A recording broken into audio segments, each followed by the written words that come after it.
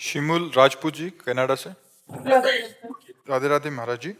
महाराज जी, क्या सांसारिक जीवन में सफलता और आध्यात्मिक उन्नति साथ साथ चल सकती है? चल सकती है, बहुत जोर की चल सकती है, अगर हम विवेक के द्वारा चलें तो।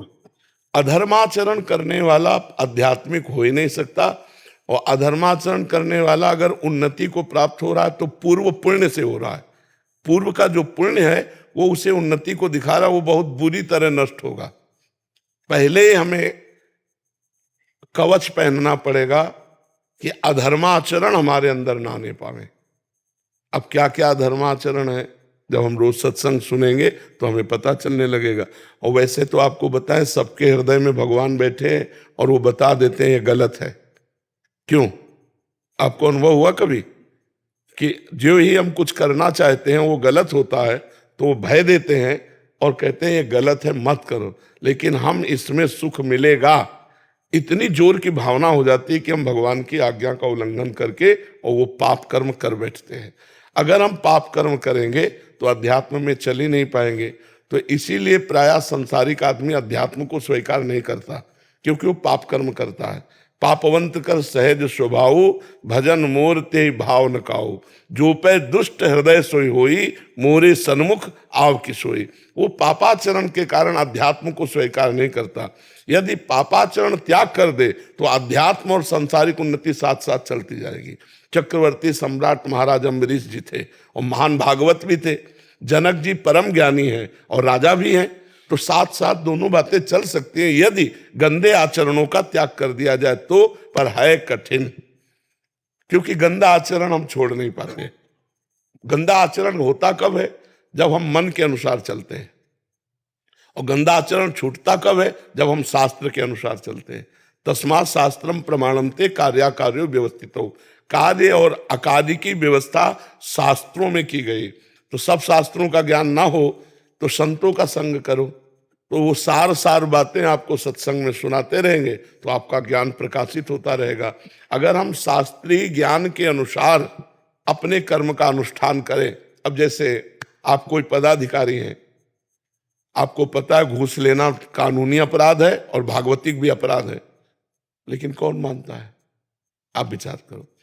आपको पता है कि निर्दोष को बख्शना और दोषी को दंड देना यही हमारा कर्तव्य है, लेकिन कहां कर्तव्य का पालन करता है?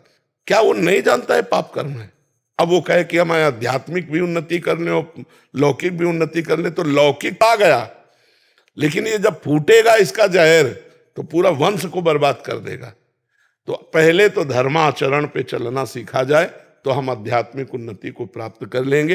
पहले हम अपना चरित्र पवित्र करें, हमारे आचरण पवित्र हो, हमारा जीवन पवित्र हो, हम जिस कर्तव्य में हैं उसको धर्म पूर्वक करें। सबका कोई ना कोई कार्य है, ऐसा कोई संसार में नहीं जिसका कोई कार्य ना हो।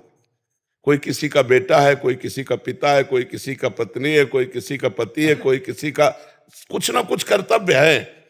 अपने कर्तव्य का पालन करते हुए धर्म पूर्वक यदि भगवान का नाम जप करते हुए चला जाए तो आध्यात्मिक और लौकिक दोनों उन्नति उसकी समान भाव से बढ़ती चली जाएंगी और बड़ा आनंदमय जीवन हो जाएगा, बड़ा आनंदमय जीवन हो जाएगा।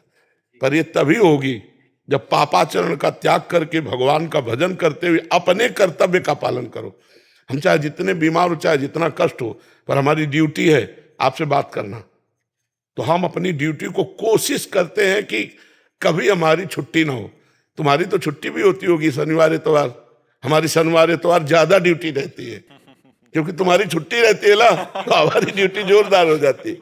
अपने कर्तव्य का धर्म पूर्वक पालन। तो तुम्हारा जो प्रश्न है कि लौकिक और आध्यात्मिक दोनों उन्नति अगर चाहिए तो पहला होगा चरित्र सही करो और धर्म से चलो, और दूसरों को शोषण करने की वृत्ति जो अंदर होती है उसका त्याग कर दो, अपने आप सब ठीक हो जाएगा। समझ पाए बच्चा? महाराज जी, धीरे धीरे इसका बहुत ज्यादा बढ़ रहा है महाराज जी, लोलुपता।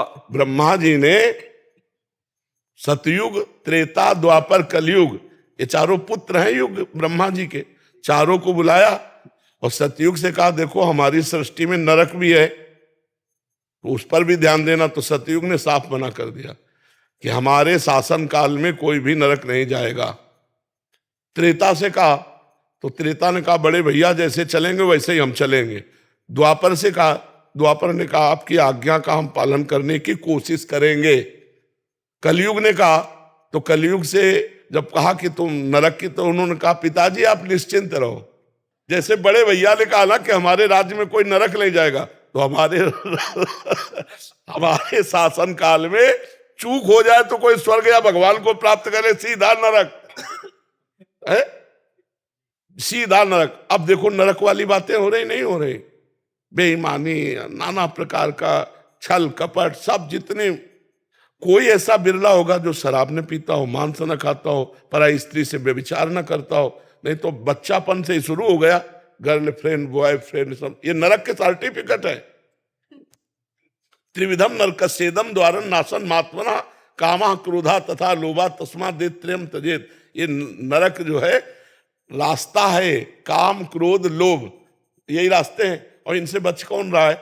जो भगवान का भजन ईमानदारी से सत्यता से कर रहा है, ड्रामे वाला भी नहीं, ईमानदारी से जो चल कर। तो इसीलिए कलयुग का प्रभाव है, मुश्किल से कोई स्वर्ग या ब्रह्म पद जाए, नहीं तो सीधे नरक का सर्टिफिकेट है।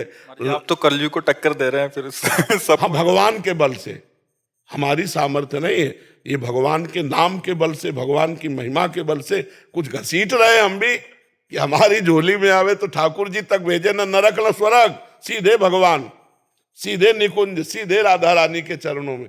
सही पूछो तो भगवान किसको चाहिए? ये कोई बिरला चाहता है कि शरीर छूटे, इससे पहले मैं भगवान को प्राप्त हो जाऊं। इस आवागमन से मैं ऊब गया हूं, संसार के झूठे नकली प्यार से ऊब गया हूं।